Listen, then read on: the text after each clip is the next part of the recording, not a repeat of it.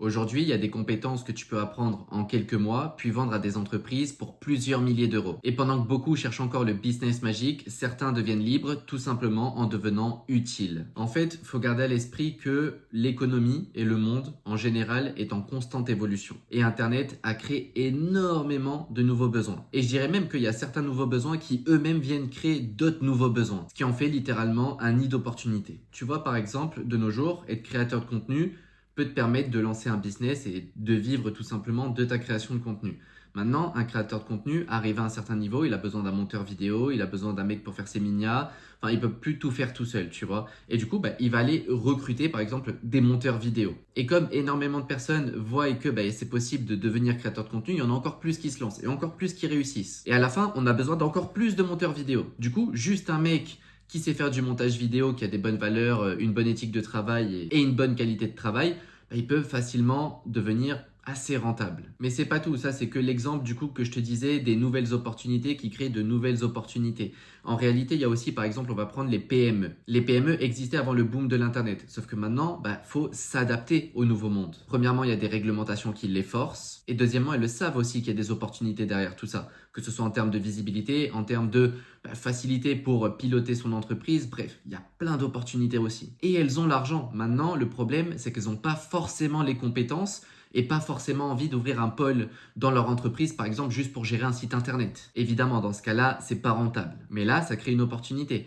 Ça crée l'opportunité de leur proposer ce genre de service sans demander de recrutement et tout simplement dans une relation d'entreprise à entreprise, B2B. Mon entreprise propose tel service, toi tu as besoin de ça, ça tombe bien, on fait un deal et une fois que c'est fini, tu n'as plus besoin de nous payer. Et là c'est léger, smart et il y en a beaucoup qui passent à l'action. Mettre à jour leur site web ou ancrer parce qu'il y en a beaucoup qui en ont pas. Et là je t'ai vraiment cité la pointe de l'iceberg. En réalité, Internet a créé, je pense, un nombre d'opportunités tellement incalculable que oui, on sait qu'il y en a beaucoup, mais je pense qu'il y en a encore plus que ce qu'on pense. Le plus intéressant au fond de tout ça, c'est que de nos jours, une seule compétence rentable peut littéralement changer toute ta vie. Pendant qu'il y a d'autres personnes qui ont aussi une compétence, parce qu'en réalité on a tous des compétences.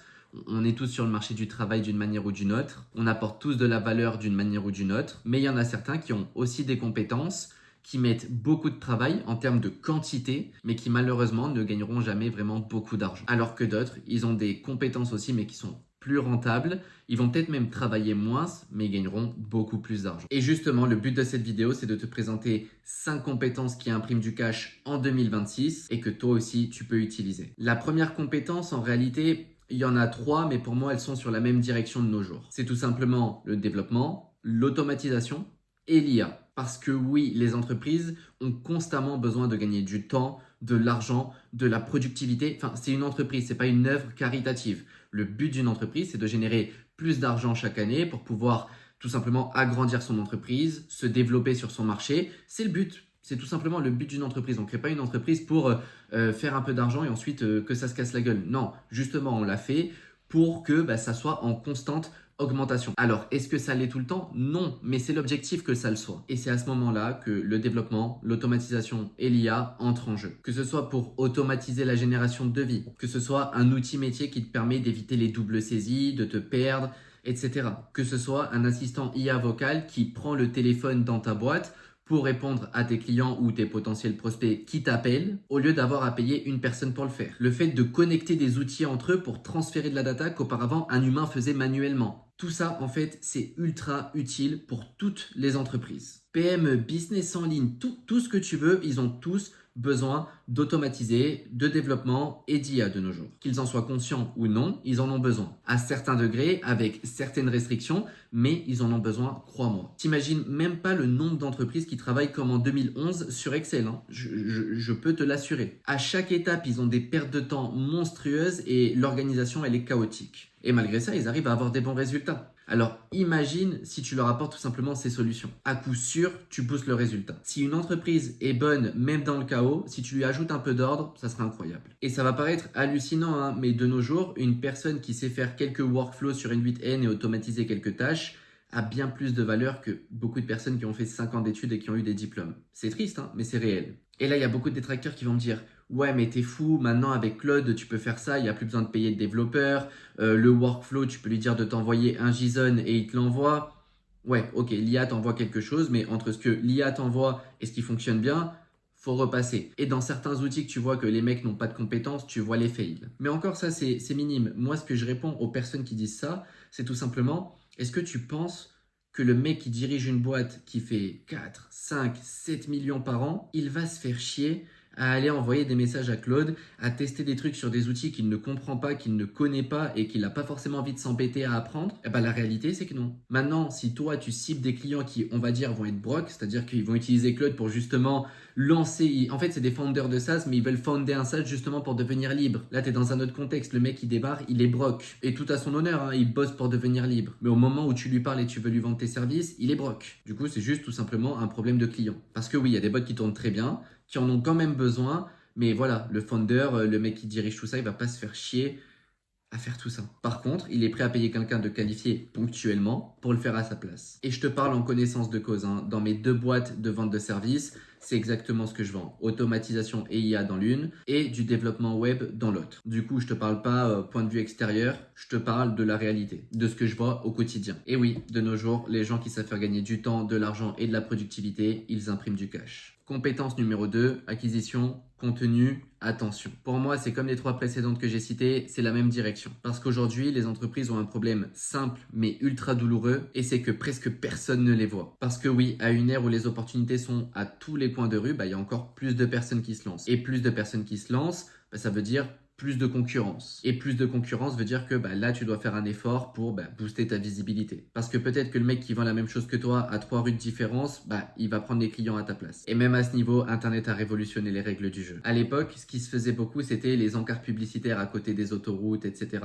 De nos jours, c'est plus vraiment là que les entreprises mettent leur argent. Les entreprises mettent leur argent en ads, sur Google, sur YouTube, sur TikTok. Ça dépend de l'entreprise que tu as et où se situe tout simplement ton client idéal, sur quelle plateforme il est. Mais ça revient au même endroit. C'est injecter de l'argent en visibilité sur les réseaux sociaux. Montage vidéo, script, publicité, miniature, bref. Tu vois le fric, où est-ce qu'il va? Déjà, juste dans cette catégorie, je viens de t'en citer 4. Et il y en a d'autres. Parce que comme on l'a vu tout à l'heure, le but d'une entreprise, c'est de toujours gagner plus d'argent que l'année précédente. Et la visibilité, le contenu et l'attention, ça attire tout simplement des nouveaux clients. Et des nouveaux clients, c'est nécessaire pour gagner plus d'argent. Et encore une fois, il y a énormément de patrons qui ne comprennent rien aux réseaux sociaux. Il faut pas leur jeter la pierre, hein, c'est tout simplement pas leur travail. Eux, ils sont bons dans ce qu'ils font. Et c'est pour ça qu'ils cherchent aussi souvent des personnes qui sont bonnes dans les réseaux sociaux pour justement les accompagner ponctuellement ou peut-être même de manière récurrente pour avoir plus de visibilité, plus de clients et gagner plus d'argent. Parce qu'aujourd'hui, un community manager TikTok peut rapporter bien plus de clients qu'un commercial moyen sur le terrain. Et ça, les entreprises, elles commencent à s'en rendre compte. Compétence numéro 3, copywriting et écriture qui vend en général. Parce que oui, les mots impriment beaucoup d'argent. Et cette compétence, en réalité, elle n'a rien de nouvel, elle s'est juste adaptée à son temps. Email, page de vente, pub, celle qu'on citait tout à l'heure. Bref, tout ce genre de textes qui ont pour but de pousser le prospect à devenir client. Et beaucoup de personnes savent écrire, hein. En réalité, on sait tous le faire. Mais très peu savent convaincre. Et c'est ça le copywriting. Et comme on le voyait au début, plus d'opportunités, plus de personnes qui se lancent et Internet de nos jours, c'est saturé. Ça veut dire que si tes textes ne se démarquent pas, si tes textes ne savent pas captiver l'attention, t'es fini, tu vas être noyé avec tous les autres. Et là, il y a plein de personnes qui vont dire ouais, mais l'IA, elle peut le faire aussi, il n'y a pas besoin de copywriter. Moi, il y a un truc que j'aime bien, c'est que souvent, et tout le monde est d'accord dans la vente, c'est que la vente, c'est plus émotionnel que logique. Quand tu veux vendre, tu vas jouer sur le côté émotionnel, les bénéfices, comment sa vie est douloureuse maintenant et comment elle va être mieux une fois qu'il aura acheté ton produit ou ton service. Sur ça, on est tous d'accord. Et je pense qu'on est aussi tous d'accord sur le fait que l'intelligence artificielle n'a rien d'émotionnel. Elle est surtout logique. Maintenant, comment tu veux utiliser une machine logique pour trouver des failles émotionnelles auprès d'un humain pour lui vendre quelque chose? Mes paroles pèsent tellement que je me suis retrouvé sans stockage sur mon iPhone. Mais ce que je voulais dire par là, c'est que il ne faut pas confier une tâche qui est censée être justement jouer sur de l'émotionnel, jouer sur... Il y a des petites failles, il y a des manières de comprendre exactement l'humain derrière, ses émotions, ce qu'il attend et de se mettre à sa place en tant qu'humain plutôt que de confier ça à une machine. Alors, est-ce que l'IA ne peut pas aider les copywriters? Ça, je dis pas que non.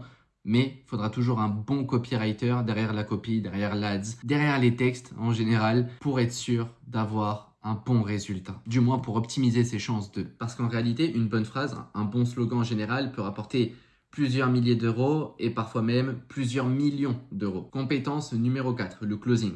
Vendre en appel, vendre en face-to-face, vendre en général. Et je pense sincèrement que cette compétence restera l'une des plus rentables au monde parce qu'elle peut te permettre à la fois de vendre pour les autres, tout comme vendre pour toi ce qu'on a vu au-dessus. Si tu sais bien vendre, si tu es un bon closer, tu sais closer une personne que tu as en face à face pour vendre ton service, en réalité, tous les métiers qu'on a pu citer au cours de cette vidéo, tu peux les vendre facilement. Et pour vendre sans effort, sans forcer, il y a une trame que j'aime bien suivre, c'est tout simplement écouter, m'intéresser à la personne que j'ai en face de moi, comprendre ses problèmes réellement, poser des questions, m'intéresser, me mettre à sa place. Et une fois que je me suis mis à sa place, je vois si avec les compétences et les ressources que j'ai, je peux, oui ou non, résoudre ce problème. Et de quelle manière? Une fois que c'est fait, je lui envoie tout simplement une proposition. Voir si tout simplement c'est faisable ou pas. De quelle manière on va y arriver? Comment on va s'y prendre? Quel est l'objectif final? Bon, là, il suffit tout simplement de résumer ce que tu as vu pendant le call avec la personne et le prix avec les conditions. C'est tout. Et si tu suis ces étapes dans le bon ordre,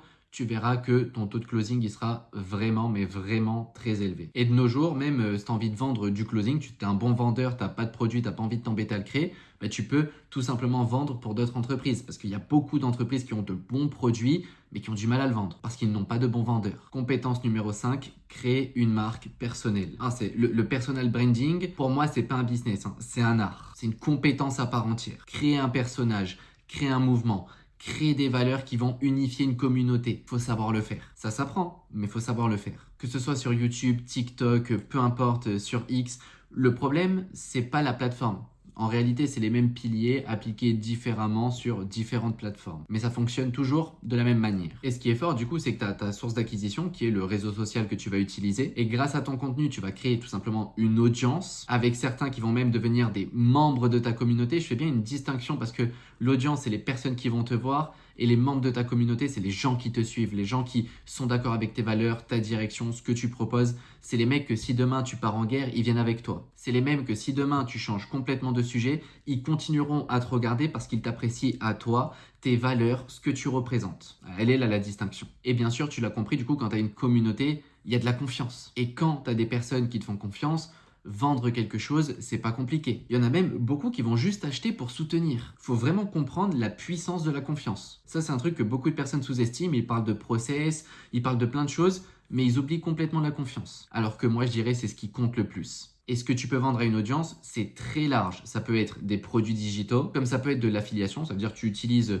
cette souris d'iMac, tu peux dire, voilà, moi je l'ai acheté ici. Si vous l'achetez via mon lien, vous avez une réduction et souvent, toi, tu as une commission. Tu peux vendre des produits physiques. Demain, tu as envie de vendre des cahiers spécifiques pour X choses, tu le fais. Et les gens, ils vont acheter. Et une audience fidèle, ça devient même presque une économie personnelle. Vous vous rendez pas compte de la puissance. Et le plus fou, c'est que de nos jours, toutes ces compétences peuvent se cumuler. Alors, tu n'es pas obligé de toutes les cumuler, mais elles le peuvent. Quelqu'un qui apprend la compétence de l'acquisition, la création de contenu et tout simplement conserver l'attention des gens, il peut ensuite vendre un service, peu importe lequel, créer une audience autour de cette thématique, lancer un produit digital, investir ses revenus et la boucle est bouclée. Je pense qu'on vit probablement à l'ère où il y a le plus d'opportunités qu'il n'y a jamais eu sur Terre. En termes de business, de création, de se lancer à moindre coût, de se lancer facilement, on a vraiment atteint un stade incroyable. Jamais il n'a été aussi possible pour une personne random, comme toi, comme moi, comme le voisin, de tout simplement changer sa trajectoire économique. C'est Internet qui a été le lancement de tout ça. Mais encore, il faut apprendre les compétences qui se vendent bien sur le marché, celles qu'on vient de voir au cours de cette vidéo. Parce que le monde moderne récompense extrêmement bien les gens qui savent se rendre utiles. Alors, deviens-le à ton tour et surtout, n'oublie pas de t'abonner et d'activer la cloche des notifications.